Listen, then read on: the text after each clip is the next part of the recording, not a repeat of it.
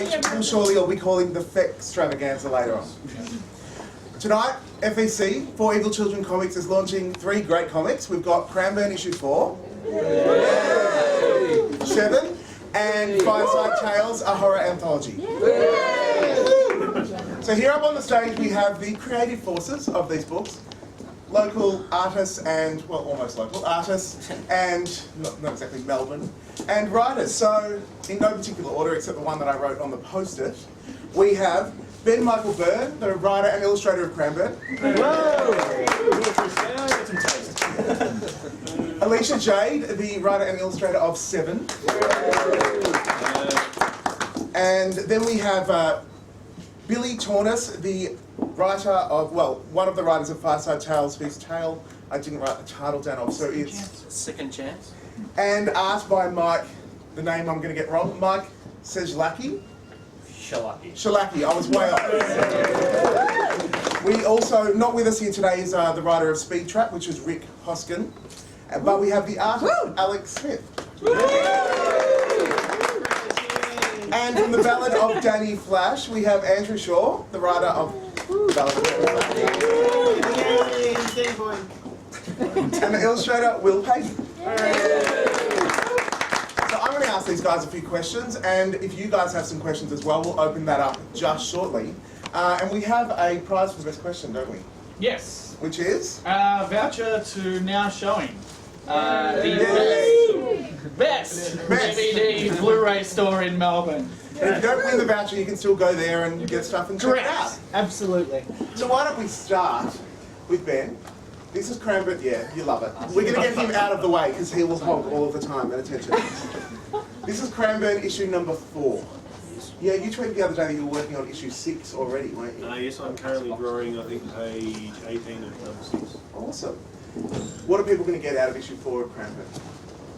Do you think? More gore? Yes, yes. Yes, I'll have to reread it, but yeah. There's definitely a few more answers given, and we start to learn a bit about Brand's history, the main good guy, and Lord's history, the main baddie. Yes. That happened In 4. Awesome. Yes. So yeah, I'm sure everyone's pumped to be reading that. With the great art. Alisha, 7. What gave you the idea to write a comic about a person who doesn't speak, and illustrate obviously, about a character that doesn't actually speak? I think throughout a lot of different illustrative works and written works and a lot of different literature through history, speech and writing and expressionism has been really closely linked.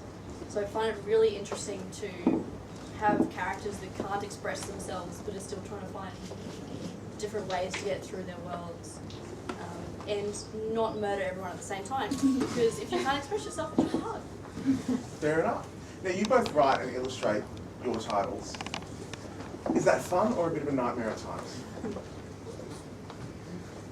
I think it's great. I tend to just plow over everyone else I work with, so as Steve has probably picked out. So it works great for me because I don't have to argue with anyone, but at the same time it is very isolationist, so it helps to have an editorial eye on things every once in a while. That you don't plow? Yeah. Or that you do, but you still do. I agree with everything she said. Well, let's move across a little bit to some of the writers and artists of Fireside Tales. I just want to touch on, with Fireside Tales we do have 2 of the writer and artist. They have actually had published work before, but we have Billy and Will and Andrew and Mike. This is all their first published work, isn't it? Yay, that's really exciting. Well, that's really awesome. And yay for FEC for getting their stuff out there. So just tell us about what it's like having your first work actually published and here for everyone to critique. Terrifying. No, it's good. Yeah, it's good to have finally worked on something people are actually going to read. So you put other stuff out before? Yeah, I've self-published some stuff before. What are those ones? I worked on a webcomic for about 5-ish years called Ultimate X, before the Jeff Loeb Ultimate X. Yeah, that guy. And yeah, I took that from a webcomic and made it a print comic. Awesome. Which I think is over there on the shelf, if anyone wants to have a look at it. Bye, bye, bye.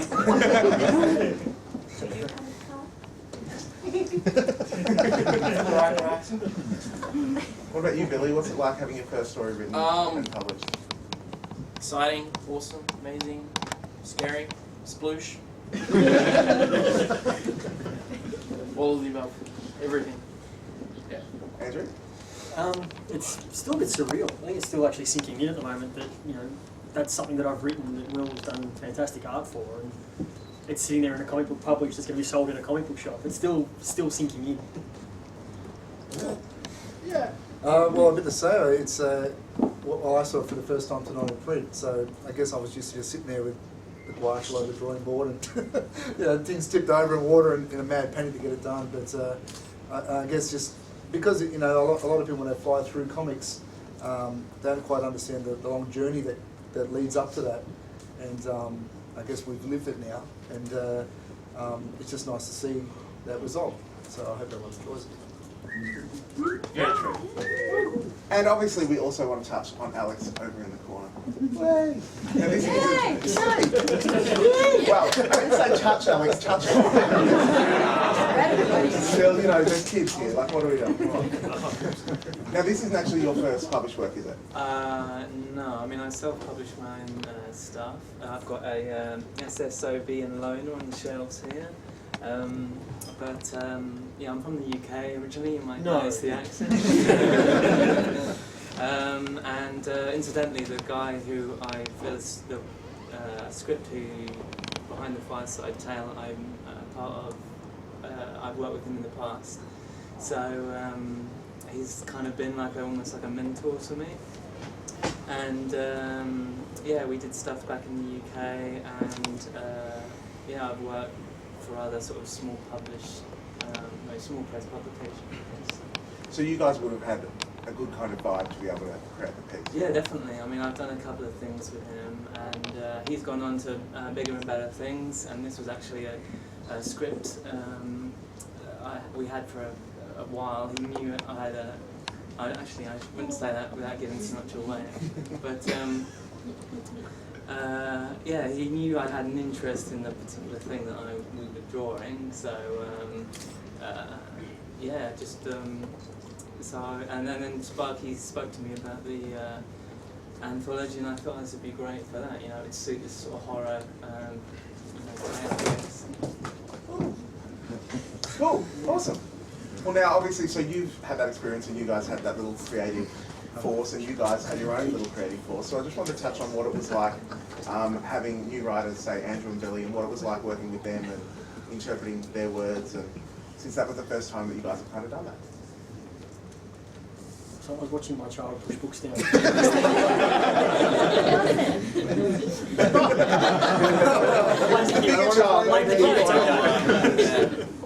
Well, what was it like the first time you saw your art, your work, what you'd written, actually drawn onto a page? It was pretty much exactly what I wanted from the story. I wanted to give it an old, sort of the old EC creepy, eerie, the old horror tales, which are some of the stories I love. And when the first page from Will I got back, it was exactly what I wanted. I don't think he could have done any better, and I think it was, yeah, it was nothing I wanted to change through the whole story. It's just fantastic. What about you, Bill? I mean, I sort of had in my mind what I wanted, but then Mike blew all those expectations out of the water. Actually, I mean, if you could see the email conversations between me and Steve every time we got up, we were like, WTF, every time. It was like, awesome. So yeah, pretty much, I had an idea of what I wanted, and he just went crazy and nuts and awesome. So yeah, and that's the. Yeah. That's what made comics so awesome. Yes. Yeah. Well, I'll throw it open to the room. Has anyone got any questions they'd like to ask? Boxes or briefs? Briefs. Boxer since '92. What happened in '92? I just started it got really big. And then my hemorrhoid. No, that's even worse. No, that's even worse. PG answer. They're just more comfortable. Alicia, boxes or briefs? I'm wearing tights. I'm just going to go with that all the time. But I mean, black belt. Who would want to wear any other kind of tie? These things. Have you got the Galaxy one? No, not yet. But I've got the grey one. I saw a dude wearing the Galaxy one. Tangent. It's like a weird Massive I want to throw something out there. Billy, you created something called the marble penis first that you didn't want me to ask you about.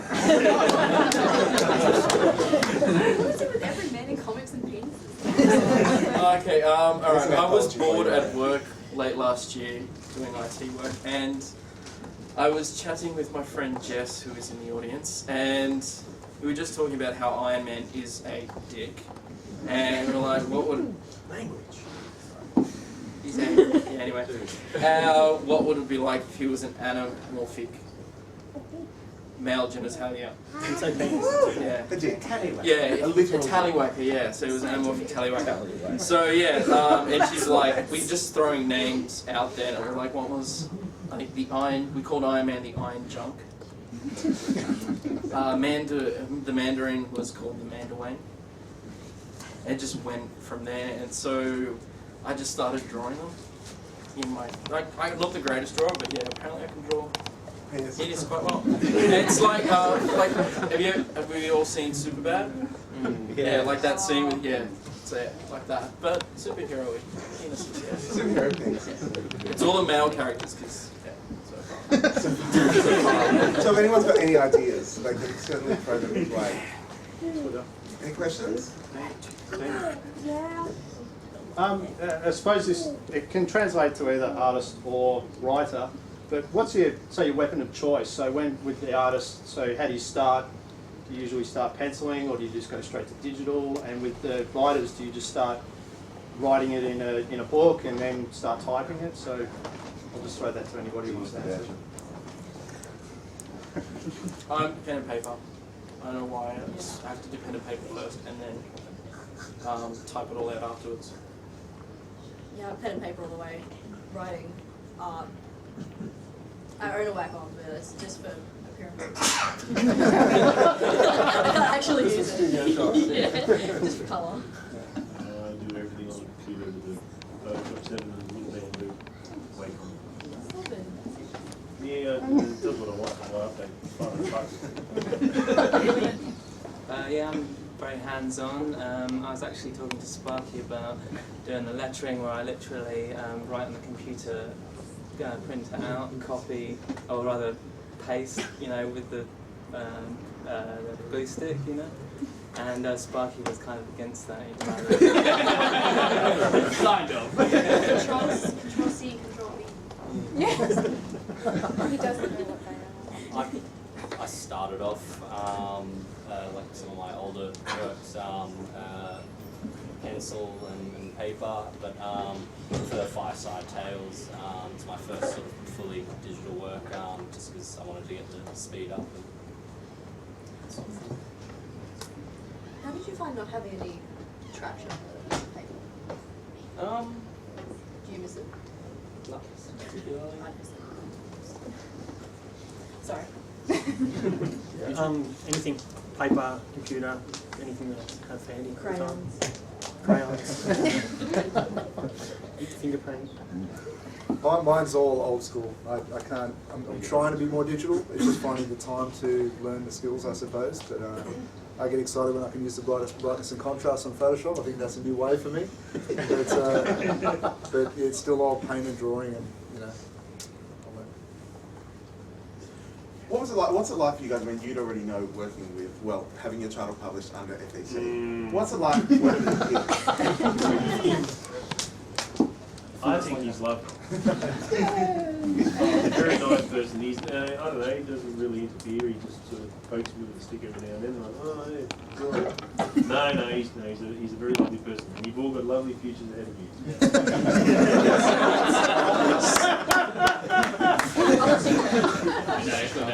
Maniacal laugh. No, seriously, don't jump off the tree. I've got a question, Dean. How did I get so sexy? As for Brenda, that guy there. No, Ben. Oh, BB, you were hundreds of pages into Kranburn online. Yes, I am, Paul. Yeah, but you said you're like only 6 issues in the comic. I don't see how that. Like, Translates. are you redrawing it, or is there new plot developments, or have you got a different angle or direction, or what's? None of the above. Right. No, basically I publish what's been seen on the internet in 40-page chunks. So I'm on the internet. I'm up to about 200. In the comic, I'm up to 160. So I'm about an issue or two away. Basically, I think by issue 7, the print will be ahead of the web. Okay, gotcha. Right. So then, yeah, for the latest, the print will be the. Sorry for my phone going on. Just That's quite it's terrible. I've got a question for the collaborators, and probably not for Andrew, I think because you said everything was perfect. But as far as collaborating, what did you learn about doing comics? Pacing, storytelling, etc. I learned how to write a comic book script. Yeah, 'cause this is my first work, but I mean, I've written something beforehand, and I showed it to Steve, and Steve was like, yeah, you need to write a script. I didn't know anything about writing a script before, and then Steve gave me this program. What's the program? Script Celtics, yeah, Celtics. And that one pretty much, you straight off, you pick a movie script, comic book script, something else, whatever, and it starts it from scratch. And I sent it to him, and even then he said, look, that particular thing means this particular thing means that. So it was back and forth, so I learned pretty much how to write a comic book script. I learned how to draw something that came out of someone else's brain for a change. Which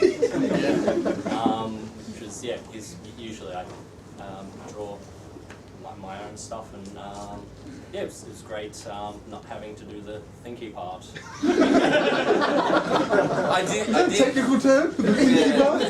In our creative meeting that we had, I did say to him, like, look, I know I've put panel 1 is this, page 2 has 6 rectangle panels, but I said to him, that's just me to write it down on pen and paper.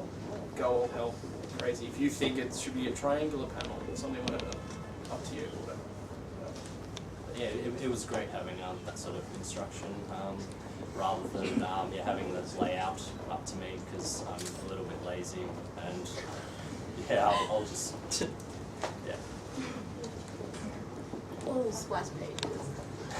Yes. Not adults at all. Well, I enjoyed having a structure given to me, you know, and I think it takes a lot of pressure off, because sometimes you can get so lost in, you know, options and what do you do, and composition is such a huge thing. When you start to draw a layout of a page, it's so much different to when you're just doing a singular image or even a series of images.